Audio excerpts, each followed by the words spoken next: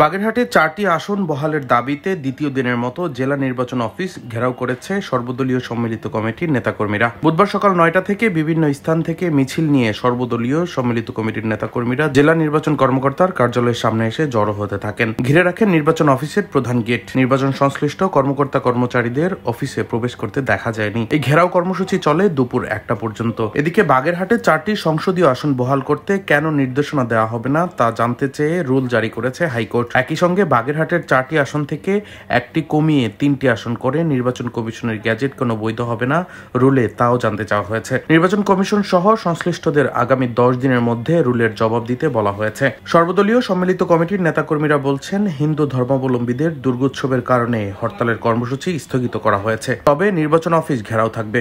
দাবি আদায় না হওয়া পর্যন্ত আইনি লড়াইয়ের পাশাপাশি রাজপথে আন্দোলন চলবে বলে জানান সর্বদলীয় সম্মিলিত কমিটির নেতাকর্মীরা। সর্বদলীয় সম্মিলিত কমিটির সদস্য সচিব ও জামায়াতে ইসলামী বাংলাদেশের জেলা সেক্রেটারি শেখ মোহাম্মদ ইউনুস বলেন, দুর্গোৎসব ব্যবসায়ীদের ক্ষতি ও সাধারণ মানুষের ভোগান্তির কথা মাথায় রেখে আমরা হরতাল কর্মসূচি আপাতত বাতিল করেছি। উচ্চ আদালত 10 দিনের রুল জারি করেছেন।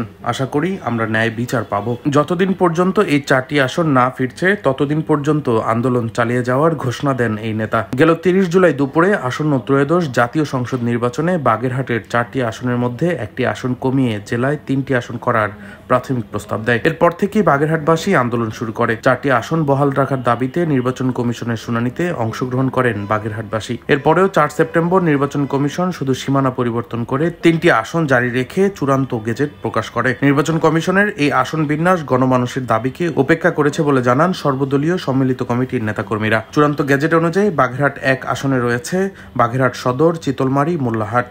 বাগেরহাট 2-এ ফকিরহাট, রামপাল, মোংলা ও বাগেরহাট 3 আসনে কচুয়া, মোরেলগঞ্জ, শরণখোলা। দীর্ঘদিন থেকে 4টি আসনে নির্বাচন হয়ে আসছিল।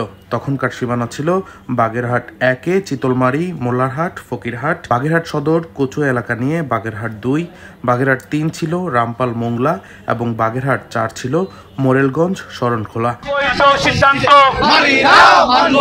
ডেস্ক রিপোর্ট, দৈনিক ডেস্টিনি।